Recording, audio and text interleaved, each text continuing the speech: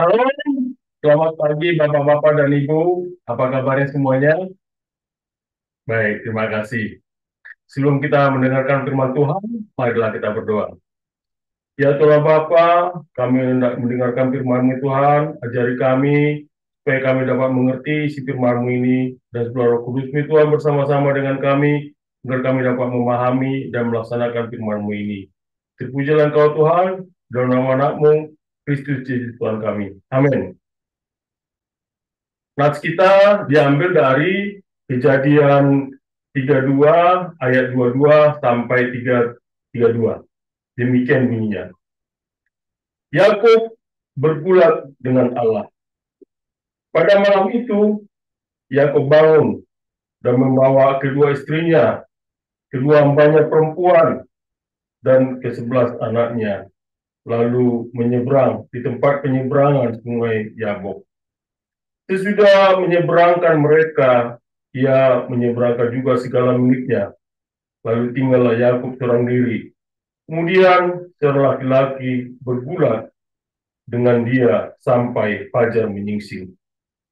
Ketika orang itu melihat bahwa ia tidak dapat mengalahkannya, ia memukul sendi pangkal paha Yakub sehingga sendi pangkal paha itu terkilir sewaktu ia bergulat dengan orang itu.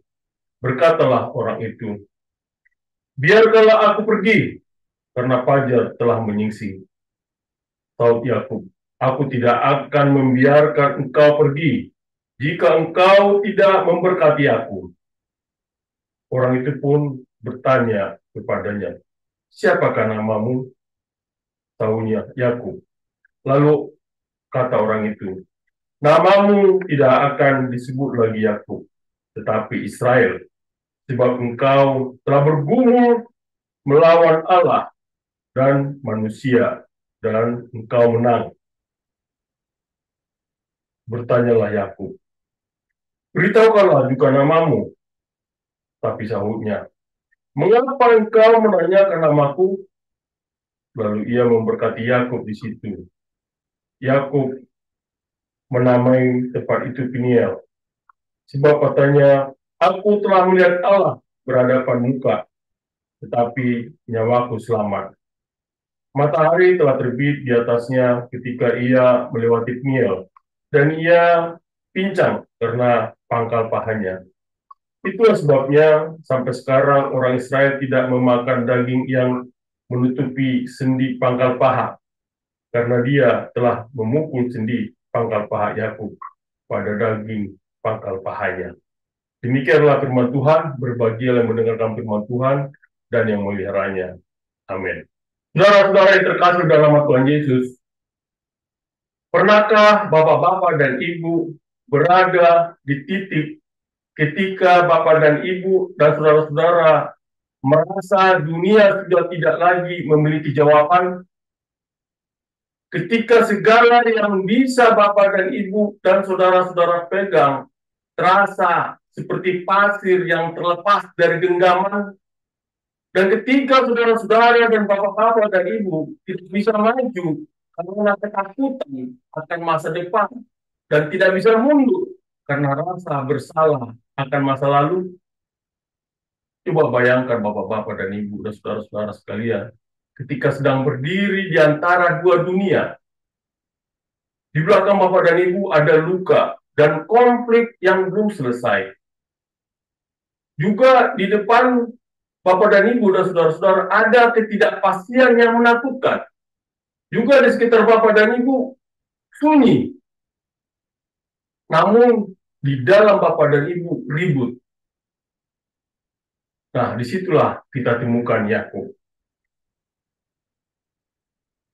Bapak-bapak dan ibu, ketika membaca firman Tuhan ini, bapak-bapak coba bayangkan ketika malam itu, di mana langit gelap seperti arang, udara kering namun dingin, hanya ada desiran angin dan gemercik air sungai Yabok. Di sana berdiri seorang pria tak muda, tak juga terlalu tua, tapi tubuhnya bungkuk oleh beban yang lebih berat dari sekedar usia. Pria itu adalah Yakub. yang baru saja menyeberangkan semua yang ia miliki, baik istri, anak-anak, hamba, ternak, dan hartanya. Ia telah mengatur semuanya sebaik mungkin, menempatkan mereka di posisi strategis agar jika terjadi sesuatu, mereka masih bisa selamat. Namun ia sendiri tertinggal. Ia memilih untuk tidak ikut menyeberang. Ia tinggal sendiri. Apakah Bapak dari Ibu pikirkan kenapa dia melakukan itu? Karena di esok pagi, ia akan bertemu seorang yang dulu dia tipu. Seorang yang darah dagingnya sendiri, yaitu kembarannya, yang pernah ia curangi hak kesulungannya, yang pernah ia tinggalkan. Namanya adalah Esau. Dan kabar terakhir, Esau datang dengan 400 orang. Juga banyak bapak-bapak bisa bayangkan ketegangan itu di dalam hati dari Yakub. Yakub bukan orang sembarangan tentu. Ia adalah seorang yang cerdas. Ia licik. Ia penuh strategi. Sepanjang hidupnya, ia bertahan dengan akal dan tipu daya. Ia menipu ayahnya, menggulingkan kakaknya, mengakali mertuanya. Ia adalah simbol manusia yang selalu berhasil mengakali situasi. Tapi malam itu, tak ada akal yang bisa menyelamatkan. Tak ada rencana cadangan yang bisa menolongnya. Tak ada kekuatan yang bisa dia andalkan. Untuk pertama kalinya dalam hidupnya, Yakub tak berdaya. Ia tidak takut pada Esau saja, tapi ia takut pada diri sendiri. Takut pada apa yang telah ia lakukan. Dan takut pada apa yang Tuhan akan lakukan. Dan situlah, dalam gelap, dalam sunyi, dalam ketakutannya, dia menantikan itu. Tuhan datang. Saudara-saudara yang terkasih dalam Tuhan Yesus, di sini dalam ceritanya memang ini menarik. Menariknya apa? Yaitu Tuhan tidak datang dengan pelukan, tidak dengan damai sejahtera, tidak dengan suara lembut. Tuhan datang untuk bergulat. Tiba-tiba, entah dari mana, muncul seorang laki-laki misterius, tanpa perkenalan, tanpa salam, tanpa peringatan, dan seketika Yakub harus bergulat dengannya, tanpa tahu siapa lawannya, tanpa tahu alasannya. Coba bapak-bapak dan saya bayangkan saudara-saudara terkasih. Malam yang sudah berat, hati yang sudah takut, dan sekarang ada pergulatan, yaitu pertarungan fisik, penuh tenaga, penuh ketegangan. Seperti Tuhan berkata, Yakub, kau tidak bisa lari lagi. Hadapi aku. Hadapi dirimu sendiri. Hadapi siapa dirimu sesungguhnya. Saudara-saudara terkasih dalam nama Yesus, malam itu bukan hanya kisah Yakub, namun ini juga adalah kisah kita juga. Karena kita semua pernah atau akan berada di malam seperti itu. Kita mungkin tidak berdiri di tepi sungai Yabu, tapi kita berdiri di tepi keputusan besar, di tengah krisis rumah tangga, dalam luka masa lalu, di ambang kehancuran rohani. Kita semua pernah merasa ditinggalkan, merasa sendiri, tak tahu apa yang akan terjadi, tak tahu harus bagaimana, takut menghadapi kenyataan, dan tiba-tiba ada pergumulan batin, ada perasaan Tuhan sedang bekerja, tapi dengan cara yang tidak kita mengerti. Tuhan seringkali tidak datang untuk menenangkan dulu, tapi untuk mengguncang. Karena dia tahu, jika kita tidak pernah bergulat, kita tidak akan pernah berubah. Jika kita tidak pernah dilukai dengan kasih, kita tidak akan pernah sembuh dengan benar. Dan jika kita tidak pernah menghadapi siapa diri kita, kita tidak akan pernah tahu siapa kita di dalam dia. Pertanyaannya sekarang, saudara-saudara, apakah bapak-bapak dan ibu, saudara-saudara, sedang berada di malam bapak-bapak dan ibu malam itu merasa sendiri? Ataukah apakah bapak-bapak dan ibu, saudara-saudara sedang merasa bahwa semua rencana bapak dan ibu rencananya gagal? Ataukah apakah saudara-saudara dan bapak-bapak sedang takut akan apa yang terjadi besok?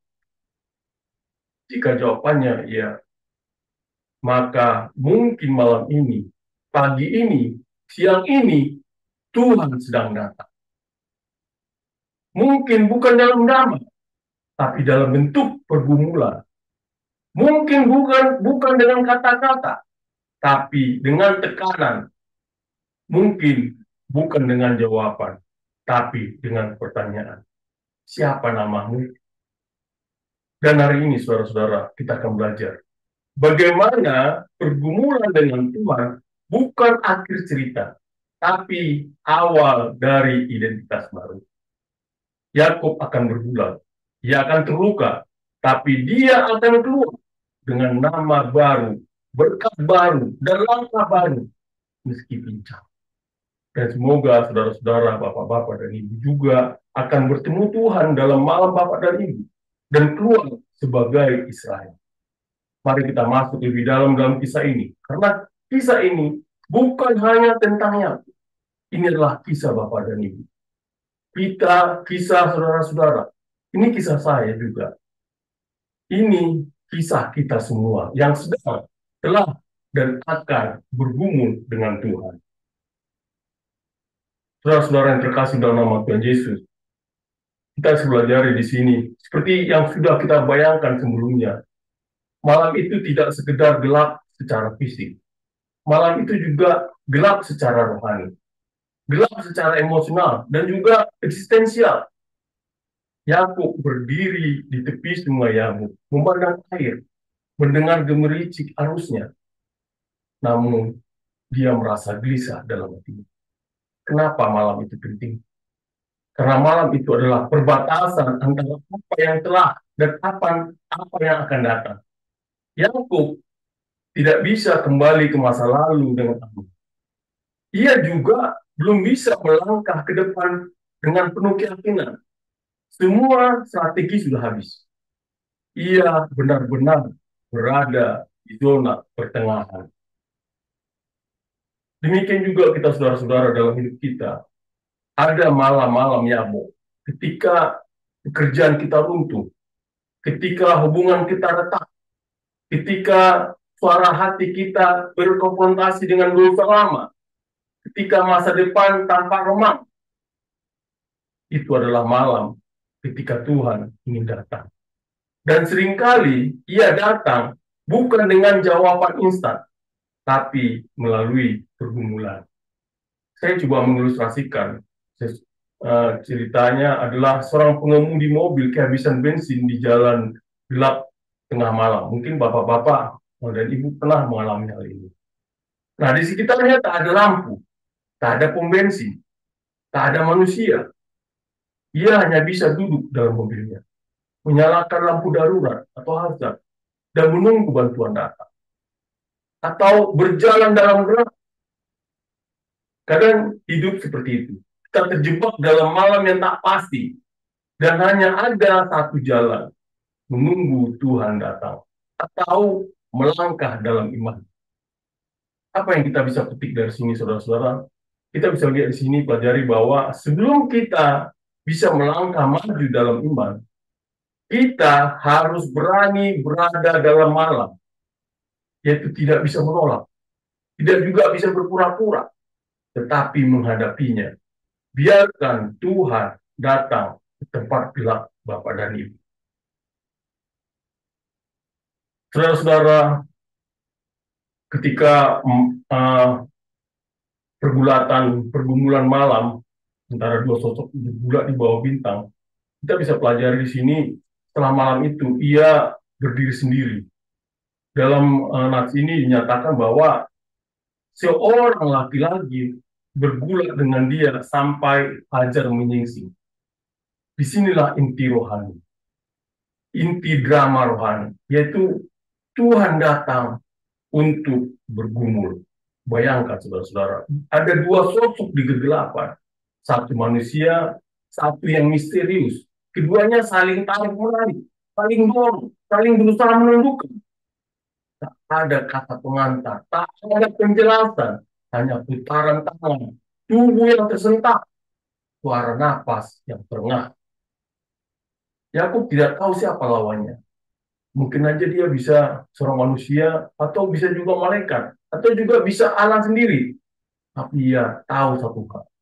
Ia tidak mau mundur. Ia ingin jawaban. Ia ingin berkat. Ia ingin identitas. Seperti malam dalam hidup kita juga. Saat kita merasa Tuhan terlalu jauh. Ketika kita tidak mendengar suaranya. Ketika jawaban belum datang. Masih ada panggilan untuk bergumul. Kadang pertempuran spiritual muncul bukan di tempat terang, tapi di tengah malam ibadah. Saya coba ngambil suatu contoh ketika seorang pendaki yang tergelincir di tepi dekat puncak. Ia berteriak, memegang akar. Akar itu mungkin lepas dan membuatnya jatuh. Tapi pendaki itu menggenggam sekuat tenaga meski kakinya tergelincir. Dia tidak tahu apakah ia akan selamat, tapi dia berjuang. Begitulah iman kita. Kita bergulat untuk pegangan ilahi, meskipun kaki kita gemetar. Apa yang kita pelajari di sini, saudara-saudara, bahwa jika saat bapak-bapak dan ibu, saudara-saudara, bergumul dalam dua panjang, dalam keraguan, dalam pencarian makna, janganlah menyerah. Berpeganglah. Katakanlah ini dalam iman, di mana biarkan ada ruang di mana Tuhan bisa bertindak. Saudara-saudara yang terkasih dalam nama Tuhan Yesus, saat pertarungan makin intens, sang lawan menyentuh pangkal paha Yakub. Yaitu ini adalah area vital yang mengontrol langkah. Yakub pun pincang. Ia tidak mampu berjalan normal. Tapi yang penting adalah luka itu bukan hanya kecelakaan. Itu adalah tindakan simbolis. Itu adalah titik di mana semua kekuatan manusia Yakub, yaitu pergulatan, kelicikan, maupun kecerdasan, itu tidak cukup. Ia harus hancur sedikit agar Tuhan bisa membentuk sesuatu yang baru. Apa yang kita pelajari di sini? Luka Tuhan bukan kutukan, tapi alat transformasi. Luka memaksa kita untuk berhenti berjalan seperti biasa, memaksa kita menoleh ke yang lebih tinggi. Bagi Yakub, pangkal paha terkilir adalah awal dari identitas baru. Bagi kita, patah hati, kegagalan, kehilangan, rasa sakit batin bisa menjadi jalan bagi Tuhan bekerja lebih dalam. Kita bisa coba ilustrasikan seperti ini. Bayangkan saudara-saudara sebagai seorang atlet, di mana ketika itu saudara-saudara seorang atlet yang mengalami cedera parah, sampai ia tidak bisa berlari lagi. Rekannya mungkin akan memandangnya gagal. Tapi mungkin itu momen ketika atlet itu harus membuka bidang baru. Misalnya menjadi pelatih. Atau menyadari bahwa panggilannya bukan prestasi, tapi pelayan. Nah, dalam kecederaannya, ia dipanggil bekerja dalam cara baru. Saudara-saudara, jika Bapak dan Ibu, saudara-saudara juga pernah terluka, maka janganlah malu. Jangan sembunyikan. Biarkan Tuhan menuliskan makna baru dalam luka itu. Luka bisa menjadi jejak kasih Allah. Saudara-saudara yang terkasih dalam nama Tuhan Yesus, di sini juga kita pelajari ketika waktu fajar tiba, sang lawan hendak pergi, tapi Yakub menahannya. Dia berkata, aku tidak akan melepaskan engkau jika engkau tidak memberkati aku. Nah, di tengah kegelapan, saudara-saudara, Yakub menyatakan iman kerasnya. Dia ingin bahwa lebih penting baginya mendapatkan berkat Tuhan daripada nyaman segera dilepaskan. Ia menolak jawaban kosong, menolak untuk menyerah sebelum Tuhan berbicara. Inilah inti pertobatan iman. Kita tidak mengikat Tuhan, tapi kita mengikat diri kita kepada penantian untuk berkat ilahi. Bukan karena kita layak, tapi karena kita percaya akan kasih-Nya. Saya coba mengilustrasikan seperti begini. Di mana ketika ada seorang ibu merangkul anaknya yang sakit berat, menolak menyerah, meskipun malah makin larut. Namun dia berdoa, bertahan, dan juga menangis. Karena ia yakin ada pemulihan yang datang, bukan karena obatnya besar, tapi karena kasih-Nya tak lepas. Kita pun, sebagai anaknya, boleh memegang tangannya, meskipun kita belum melihat jawaban. Saudara-saudara, saat doa Bapak dan Ibu, saudara-saudara belum dijawab, dan jawaban seakan diam, tetaplah bertahan. Katakan seperti apa yang dikatakannya itu. Tuhan, aku tidak akan melepaskan Engkau sampai Engkau memberkati aku. Karena terkadang Tuhan menunggu iman yang tidak mudah goyah. Saudara-saudara yang terkasih dalam nama Yesus, sang lawan bertanya, demikian seperti tertulis, apakah namamu? Yakub menjawab, Yakub. Maka jawab lawannya itu, namamu tidak akan disebut Yakub lagi, tetapi Israel. Dengan mengganti nama, saudara-saudara, Tuhan menyatakan identitas baru. Nama lama Yakub mengandung sejarah penipuan, sejarah kecerdikan, sejarah manipulasi.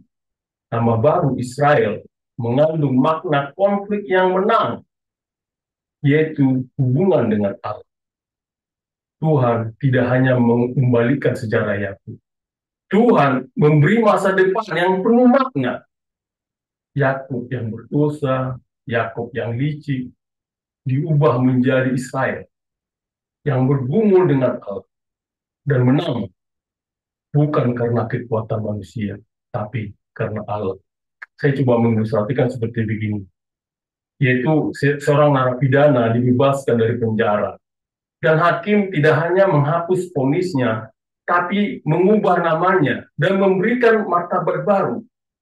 Maka ia bukan lagi penjahat, tetapi warga yang direhabilitasi dan diangkat menjadi warga negara bebas.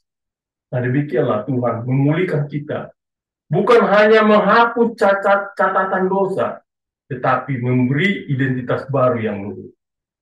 Oleh karena itu, Bapak-Bapak dan Ibu, jangan biarkan masa lalu mendikte masa depan saudara-saudara, mendikte masa depan Bapak dan Ibu.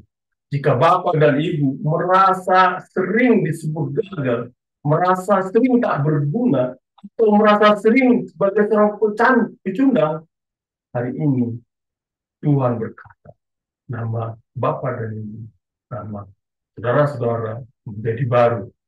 Apa Bapak dan Ibu bukan lagi yang lama, tapi yang ditebus, yang dicintai, dan yang dipanggil. Maka untuk itu saudara-saudara, gunakanlah nama baru itu sebagai afirmasi rohani dalam hidup saudara-saudara.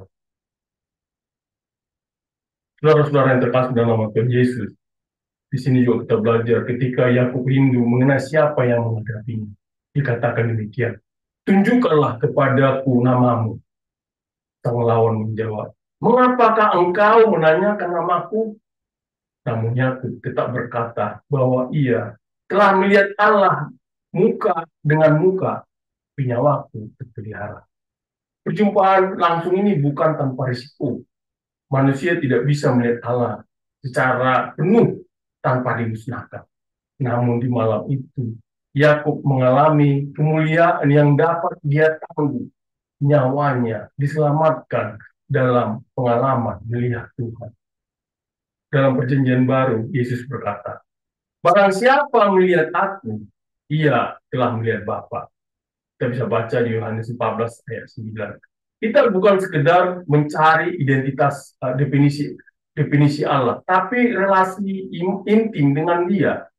Perjumpaan itu menyelamatkan, bukan karena kita layak, tapi karena Allah memilih mendekat dan menutup luka kita. Saya coba mengilustrasikan seperti begini. Seorang anak kecil yang kelihatannya dia hampir buta.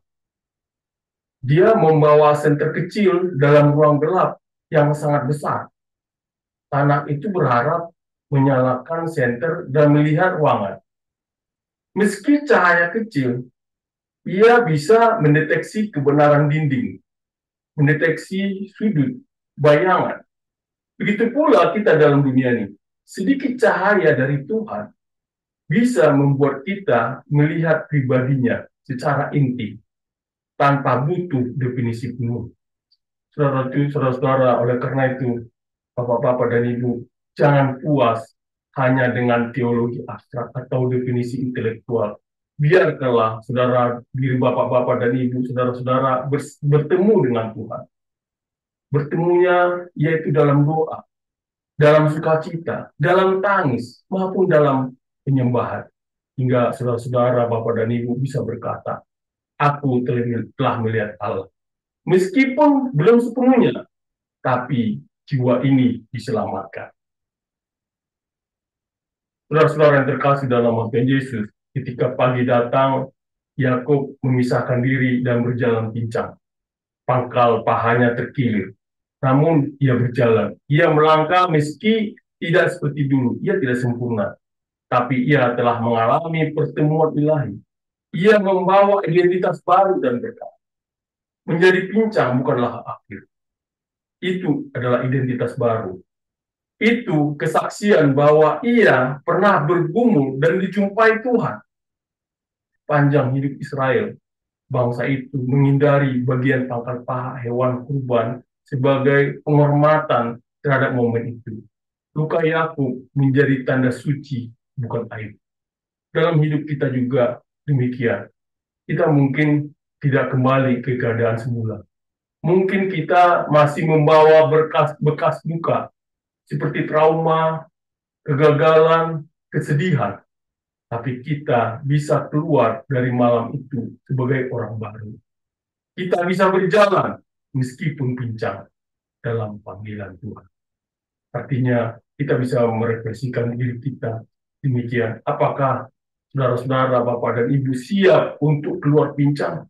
Apakah saudara-saudara siap membiarkan luka saudara-saudara menjadi tanda kasih dan anugerah Allah? Apakah saudara-saudara menjadi tidak sempurna? Itu bukan masalah. Yang penting berjalan sedikit demi sedikit, tetapi dengan Tuhan. Mari kita bersama membawa kisah Yakub ke dalam hati kita, bahwa Tuhan tidak mencari orang kuat. Dia mencari orang yang mau bergumul. Kita bukan dikuliti lalu ditinggalkan. Kita dipulihkan, diberi nama baru, dan dibawa melangkah ke depan. Saudara-saudara yang terkasih dalam nama Tuhan Yesus, Bapak-bapak dan Ibu, coba bayangkan, ketika matahari mulai terbit di tepi sungai Yabok, kelihatannya kabut menipis, menggantung di atas air. Langit mulai mengubah warna dari kelabu menjadi jingga, dan dari balik kabut itu tampak satu sosok berjalan pelan, tertatih, pincang. Itu adalah Yakub.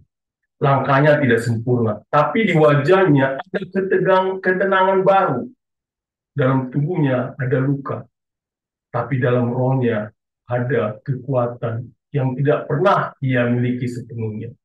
Ia tidak lagi hanya penipu yang licik. Ia telah menjadi Israel, pria yang pernah berhadapan dengan Tuhan, bergumul dan tidak menyerah. Dan sekarang, saudara-saudara, meski langkahnya pelan, ia berjalan dengan arah yang benar. Ia tidak lagi sembunyi. Ia tidak lagi lari. Ia melangkah menuju Esa, menuju masa depan, menuju takdir ilahi yang telah Tuhan siapkan. Saudara-saudara, apa yang kita lihat dari kisah Yakub ini? Ini adalah kisah kita juga, di mana izinkan saya bertanya hari ini buat Bapak dan Ibu. Apakah pernahkah saudara-saudara berada di malam seperti itu, seperti gelap, dingin dan sunyi? Pernahkah saudara-saudara merasa seperti Yakub, tidak bisa kembali dan tidak tahu bagaimana melangkah ke depan? Pernahkah saudara-saudara bergumul dalam doa yang lama, pertanyaan yang tidak dijawab, atau luka yang tidak kunjung sembuh? Jika jawabannya iya, maka saudara-saudara tidak sendirian. Yakub pernah di sana. Dan yang terpenting, Tuhan juga ada di sana. Ia tidak lari dari malam Bapa dan ia tidak jijik dengan pergumulan saudara-saudara. Justru di tempat tergelap, Tuhan datang dan menggenggam saudara-saudara, walaupun lewat pergumulan. Di sini saudara-saudara dari nats ini ada poin-poin penting yang kita pelajari di sini, ada 5 poin penting. Yang pertama adalah malam tidak akan bertahan selamanya, tetapi malam bisa mengubah kita. Artinya Tuhan bekerja paling dalam bukan di siang terang, tapi di malam paling sunyi. Yakub tidak keluar dari malam itu dengan kekuatan manusia, tapi dengan identitas baru. Saudara-saudara juga bisa keluar dari malam itu, yaitu malam berbeda dan bisa diubahkan. Yang kedua yang kita pelajari adalah luka dari Tuhan adalah luka yang menyembuhkan. Artinya ia menyentuh pangkal paha Yakub, membuatnya pincang. Tapi dari situ saudara-saudara, Yakub menemukan kekuatan baru. Oleh karena itu jangan takut pada luka, seperti luka rohani, luka emosi, maupun luka batin. Semua bisa menjadi tempat di mana kasih Tuhan, kasih karunia Tuhan ditanam paling dalam. Yang ketiga yang kita pelajari adalah iman sejati adalah bertahan meski tidak mengerti. Artinya di sini seperti dikatakan, aku tidak akan melepaskan engkau sebelum engkau memberkati aku. Itu adalah kata-kata iman. Iman bukan tentang tahu segalanya, tapi tentang tidak melepaskan Tuhan walau tidak mengerti segalanya. Yang keempat kita pelajari adalah Tuhan tidak sekedar mengampuni, Dia memberi nama baru. Artinya Yakub artinya adalah penipu. Diubah jadi Israel artinya adalah pemenang rohani. Tuhan bukan hanya memberi kita kesempatan kedua, tapi memberi kita identitas baru. Bapak-bapak dan ibu, saudara-saudara, bukan siapa yang dunia katakan, tapi saudara-saudara adalah siapa yang Tuhan katakan. Yang kelima yang kita pelajari adalah berjalanlah walau pincang. Artinya pagi itu Yakub berjalan pincang, tapi ia berjalan. Iman bukan tentang langkah besar, tapi tentang tidak berhenti berjalan. Meski ada trauma, ada kegagalan, maupun ada rasa malu, langkah kecil menuju Tuhan tetap berarti. Saudara-saudara yang terkasih dalam nama Tuhan Yesus, jika bapak-bapak dan ibu, saudara-saudara sedang bergumul, janganlah cepat menyerah. Jangan cepat lari. Tuhan sedang bekerja, walau dengan cara yang tidak saudara-saudara mengerti. Jangan lepaskan dia. Mungkin saudara-saudara juga akan keluar dari musim ini dengan pincang, tapi juga dengan nama baru, dengan pengalaman baru, dengan keberanian baru, dan yang terpenting, dengan perjuangan yang sejati bersama Tuhan. Oleh karena itu, jangan lari dari malam. Biarkan malam itu mempertemukan saudara-saudara dengan Tuhan. Dan saat pagi datang, melangkahlah. Meskipun pincang, melangkahlah. Jika hari ini saudara-saudara merasa sedang berada di malam Yakub, saudara-saudara sendiri, jika saudara-saudara merasa ada pergumulan, ada dosa, ada luka yang belum selesai, Tuhan memanggil saudara-saudara. Bukan untuk menjadi sempurna, tapi untuk datang dan bergumul. Dan ia berjanji, saudara-saudara, tidak akan keluar dari malam ini dengan tangan kosong. Saudara-saudara akan keluar dengan berkat. Mari bergumul sampai fajar. Dan saat pagi tiba, berjalanlah. Meski pincang, karena itu tandanya Bapak-bapak dan Ibu, saudara-saudara telah dijumpai Tuhan. Amin. Mari kita berdoa. Ya Tuhan Bapa, kami telah mendengarkan firman Tuhan. Kiranya firman ini Tuhan menjadi luman dalam diri kami ya Tuhan. Biarkan kami juga tidak menyerah ya Tuhan dalam kehidupan kami, dalam pergumulan-pergumulan kami Tuhan. Ya Tuhan Bapa, peganglah tangan kami Tuhan, supaya kami tidak jatuh dalam uh, pergumulan dan dosa-dosa kami Tuhan. Ya Tuhan, pujilah Engkau di dalam nama-Mu, Kristus Yesus Tuhan kami. Amin.